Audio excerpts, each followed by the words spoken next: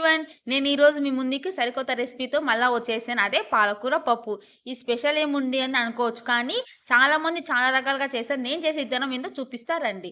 కందిపప్పులకి పచ్చిమిర్చి, టమోటా, చింతపండు, తెల్లగడ్డ ఇవన్నీ వేసుకున్న తర్వాత కొంచెం పసుపు, అలాగే కొంచెం సాల్ట్ కూడా రాక్ సాల్ట్. ఏదైనా వేసుకోవచ్చు, అది మీ ఇష్టం. కొంచెం సాల్ట్ వేసుకున్న తర్వాత ఇక్కడ చూసారు కదా, నేను ఆల్రెడీ ముందే ఆకుకూర అనేది వాటర్ అనేది ఒక 10 మినిట్స్ అనేది పక్కన పెట్టేసినాను. ఎందుకంటే ఆ వాటర్ అలా పెట్టడం వల్ల దాంతో ఉన్న డస్ట్ అంతా కిందికి వెళ్ళిపోతుంది వాటర్లోకి. పైన తర్వాత మనం ఈజీ కడిగి వేసేసుకోవచ్చు. సింపుల్గా ఉంటుంది. ఇక్కడ చూసారు కదా, నేను కందిపప్పు క్వాలిటీ అనేది చాలా తక్కువ తీసుకొని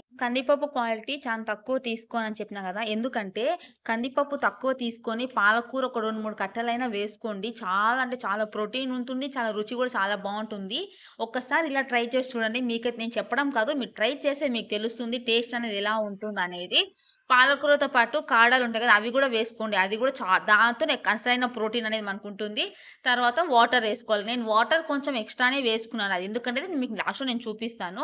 నెక్స్ట్ కుక్కర్ ఒక 2-3 విజిల్స్ వస్తే సరిపోతుంది. ఒక 2-3 విజిల్స్ వస్తే సరిపోతుంది. కొంచెం బాగా కుక్ అవుతుంది. చూస్తారు కదా ఎంత బాగా కుక్ అయిపోయిందో.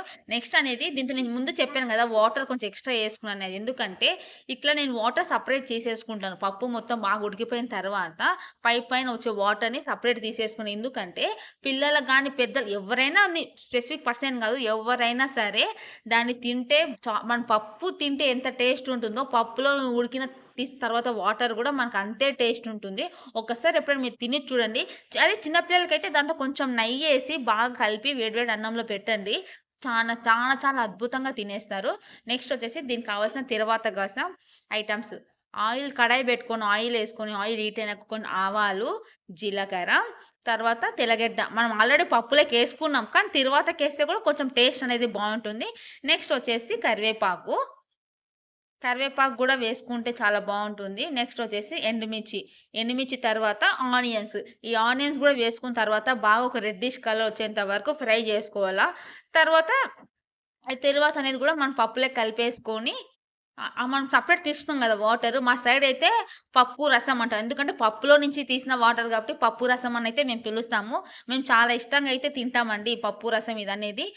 ఇంతే ఫ్రెండ్స్. ఒకవేళ నా పప్పు కానీ మీకు నచ్చినట్టయితే, ఒకవేళ ఎవరైనా ట్రై చేస్తే ఖచ్చితంగా నా కామెంట్ బాక్స్ అయితే మెసేజ్ చేయండి. ఇంకొకసారి కొత్త రెసిపీతో మళ్ళీ మీ ముందుకు వచ్చేస్తాను. ఈ వీడియో మీకు నచ్చినట్టయితే లైక్ చేయండి, షేర్ చేయండి, సబ్స్క్రైబ్ చేయండి. ఏమైనా మిస్టేక్స్ ఉంటే నా కామెంట్ రూపంలో తెలపండి. ఓకేనా?